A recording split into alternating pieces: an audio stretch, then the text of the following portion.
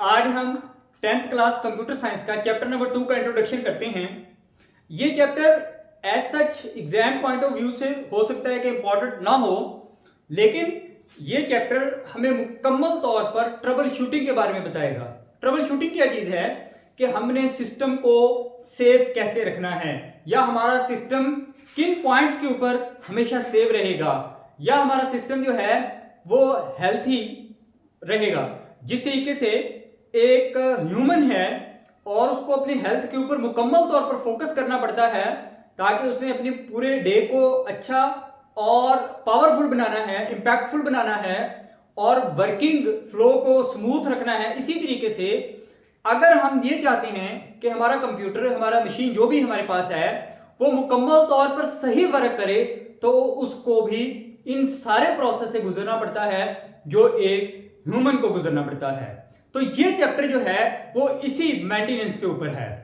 इस चैप्टर का नाम है system recovery and advance maintenance, यानी कि हम किस तरीके से सिस्टम को चीजों से खराब होने से बचा सकते हैं और किस तरीके से हम उनको मेंटेन कर सकते हैं, या उनकी मेंटेनेंस हम किस तरीके से कर सकते हैं। तो इस चैप्टर के अंदर टोटल 6 टॉपिक हैं जो आपको दिए गए हैं, या जिसके बारे में आपको इंट्रोडक्शन जो है वो करवाया जाएगा। सबसे पहले हमारे पास है introduction to the post troubleshooting. Post troubleshooting से मुराद ये है कि जब एक दफा हमारा सिस्टम खराब हो जाता है, या कोई भी उसके अंदर एरर आ जाता है, या कोई भी प्रॉब्लम आ जाती है, तो उसके बाद पोस्ट ट्रबल शूटिंग है प्रॉब्लम को सॉर्ट आउट करना, प्रॉब्लम को ठीक कर देना।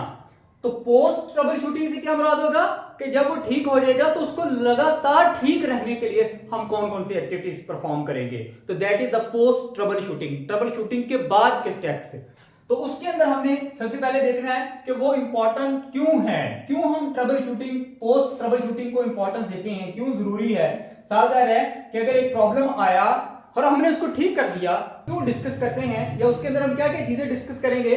तो सबसे पहले हम देखेंगे कि वो क्यों इंपॉर्टेंट है। जिस तरीके से हमारे पास एक एरर आया और हमने उसको ठीक कर दिया, और कुछ ही आवर्स के बाद वो दोबारा फिर एरर आ गया और हमने फिर ठीक कर दिया, फिर कुछ आवर्स बाद दोबारा फिर आ गया, तो वो तो हमारे लिए प्रॉब्लम का बायस बन जाएगा। इस वजह से हमने देखना है कि वो इंपॉर्टेंट क्यों है, हमने पोस्ट ट्रबल शूटिंग करनी क्यों है, उसकी इंपॉर्टेंस क्या है, फिर उसका इंपैक्ट, उसका मतलब कि उसको पोस्ट ट्रबल शूटिंग करने का इंपैक्ट क्या होगा, कितने तरीके से हम वो सिस्टम हम सेव कर सकते हैं, और फिर उसकी मॉनिटरिंग के अब सावधान है कि हमने उसको पोस्ट ट्रबल शूटिंग कर दी तो फिर मुसलसल उसको मेंटेन भी, उसकी मॉनिटरिंग भी करनी है कि नेक्स्ट टाइम कभी भी इस तरह का एरर जो है वो सिस्टम के अंदर ना आ जाए। तो पहला हमारा टॉपिक जो है वो पोस्ट ट्रबल शूटिंग का होगा। सेकंड टॉपिक के अंदर हम यूज करेंगे कि बिल्ट इन डायग्नोस्टिक टूल्स कौन से हैं। बिल्ट इन टूल्स के ऊपर हम डिस्कस करेंगे। जिस तरीके से विंडोज जब हम इंस्टॉल करते हैं तो उसके अंदर ऑटोमेटिकली ये 3 चीजें जो है वो हमारे पास आ जाती हैं, जो कि हमारा जो है वो डायग्नोस्टिक के अंदर हमारी हेल्प करती हैं। Number 1 task manager. यहां पर हम देख सकते हैं कि हमारा सीपीयू जो है वो किन टास्क के ऊपर परफॉर्मेंस दे रहा है और सीपीयू कितना इस्तेमाल हो रहा है टास्क नंबर 1 पर, टास्क नंबर 2 पर, टास्क नंबर 3 पर। तो मतलब कि ये टास्क मैनेजर है। और हम यहां पर देख सकते हैं कि अगर एक हैवी टास्क है और सीपीयू मैक्सिमम उसके ऊपर यूटिलाइजेशन हो रही है तो हम उसको कैंसिल करके अपने छोटे प्रोसेस के ऊपर जो है वो उसको रिसोर्स को डिस्ट्रीब्यूट कर सकते हैं। तो टास्क मैनेजर हमारे पास बिल्ट इन होता है। नंबर 2 रिसोर्स मॉनिटर, कि एक रिसोर्स जो है वो एक टास्क के लिए कितना शेयरेबल है, कितना उसकी यूटिलाइजेशन हो रही है। तो रिसोर्स मॉनिटरिंग भी यहां पर हमारे पास एक होता है। फिर उसके बाद इवेंट व्यूअर, हम ये देखते हैं कि कब कौन सा काम जो है वो परफॉर्मेंस हो रही है। इवेंट व्यूअर मतलब वो हमारे पास, उससे भी हम मॉनिटर कर सकते हैं कि कौन कौन सी चीजें जो है वो हमारे पास वर्किंग कंडीशन के अंदर हैं। तो ये हमारे पास बिल्ट इन टूल्स होते हैं जो कि हमें सिस्टम को मेंटेन करने के लिए या उसकी वर्किंग को स्मूथ बनाने के लिए बहुत ज्यादा जरूरी होते हैं। तो यहाँ पर हम इन तीनों की वर्किंग भी देखेंगे और हम देखेंगे कि हम विंडोज से किस तरीके से इनसे काम लेते हैं।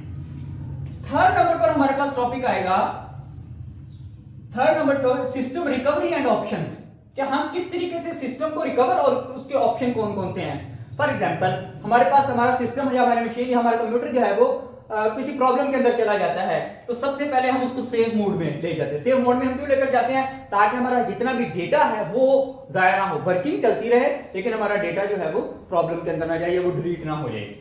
सिस्टम रिस्टोर, हम सिस्टम को रिस्टोर कर सकते हैं। जिस तरीके से हम अपने मोबाइल को रिस्टोर कर लेते हैं तो हमारी सारी की सारी मेमोरीज जो है वो वापस आ सकती होती हैं, तो इस तरीके से हम सिस्टम को रिस्टोर कर लेते हैं। और तीसरा हमारे पास ऑप्शन होता है बूटेबल रिकवरी मीडिया, कि अब साल के सिस्टम इतना ज्यादा प्रॉब्लम की तरफ चला गया है तो अब हम ये चाहते हैं कि यार हो ठीक है सारा सिस्टम नया हमारे पास इंस्टॉल हो जाए, लेकिन मेरा मीडिया जो है या मेरी गैलरी जो है या मेरा जो बहुत ज्यादा इंपॉर्टेंट फाइल जो है मीडिया वाली वो एटलीस्ट जो है वो मेरे पास वापस आ जाए। तो फिर हम बूटेबल रिकवरी मीडिया जो है वो वाला जो है वो फंक्शन लगाते हैं, प्रोग्राम इंस्टॉल करते हैं और उससे जो है वो हम काम कर लेते हैं। तो ये हमारे पास टॉपिक होगा कि हम किस तरीके से सिस्टम को रिकवर कर लेते हैं। चौथे नंबर पर हमारा ये टॉपिक होगा बायोस क्या है और UEFI क्या चीजें हैं और इसको हम किस तरीके से बूट प्रोसेस के अंदर हम इसको देखते हैं। बूट प्रोसेस हमारे पास है, जब भी हमारे पास कंप्यूटर ऑन हो रहा होता है तो सबसे पहले वो विंडो जो है वो बूट हो रही होती है, तो उसके अंदर जो है वो हम उसका रोल देखेंगे कि ये क्या बायोस क्या होता है, उसका रोल क्या है, वो किस तरीके से प्रोसेस किस तरीके से स्केड्यूल होता है और कौन सा ऑर्डर जो है वो फॉलो कर रहा होता है। यहां पर हमारे पास जो है वो फर्मवेयर एक टर्म आएगी, फर्मवेयर, उसके थ्रू जो है ये जो हमारे पास UEFI है उसके अंदर हम फर्मवेयर को जो है वो देखते हैं और ये हमारे पास जो है वो उसके तहत जो है वो काम हो रहा था। तो ये हमारे पास जो है वो विंडोज के इंस्टॉल करने का टॉपिक जो है वो इसके अंदर हम देखेंगे।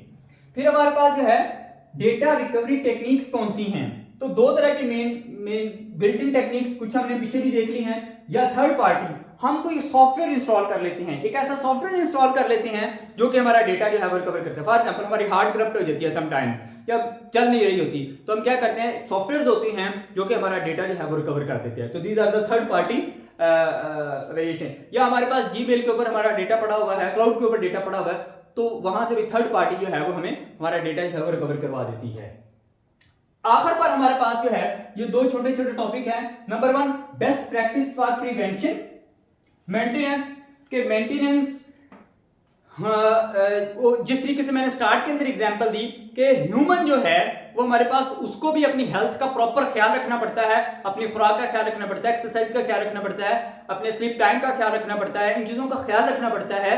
इसी तरीके से एक जो कंप्यूटर होता है उसको भी इन चीजों की जरूरत होती है। प्रिवेंशन मेंटेनेंस, उसकी हमने मेंटेनेंस करनी होती है। अगर हम उसकी मेंटेनेंस नहीं करेंगे तो वो कुछ टाइम बाद, कुछ देर के बाद वो अपना वर्किंग जो है वो खराब कर लेगा, या वो चीजें जो है वो हमारे पास स्मूथ वर्किंग के अंदर नहीं होंगी अगर हम उसका प्रॉपर ख्याल नहीं रखेंगे। या मट्टी जो है वो अगर कंप्यूटर के अंदर आती जा रही है तो इससे जो है वो प्रॉब्लम की तरफ चीजें जो है वो चली जाएगी, तो उसको उसके क्लीननेस या जो भी चीजें हैं उसका हमें ख्याल रखना पड़ेगा। तो इसके अंदर हम वो कुछ प्रिकॉशंस देखेंगे कि हमने किस तरीके से अपने सिस्टम को जो है वो हम मेंटेन कर सकते हैं। और at the end system documentation and logs, यहाँ पर हम देखेंगे कि जो रिकवरी फाइल्स होती हैं वो किस तरीके से हम उनको सेव करते हैं और वो किस जगह पर कंप्यूटर के अंदर जो है वो सेव होती हैं, ताकि हम उनका फ्यूचर के अंदर यूज करके अपने डेटा को जो है वो रिकवर कर लें। तो ऑल अबाउट ये जो चैप्टर है हमारे पास ये सिस्टम की यूटिलाइजेशन के ऊपर है। हमने किस तरीके से किसी भी कंप्यूटर को, किसी भी मशीन को जो है वो हमने इस्तेमाल करना है। तो ये as such examination point of view से मे भी ना इसका अंदर क्वेश्चन है, क्योंकि ये तो हमारे पास पता चलेगा जब हमारे पास पेयरिंग स्कीम बन रही होगी, लेकिन इसको पढ़ना इसलिए जरूरी है क्योंकि हमारा इस चैप्टर के साथ डेली कनेक्शन रहता है, डेली हम इस्तेमाल करते हैं मशीन्स को, डेली हम उसकी चीजें जो है वो यूज कर रही होती हैं। इस वजह से इसका नॉलेज गेन करना बहुत जरूरी है। Thank you.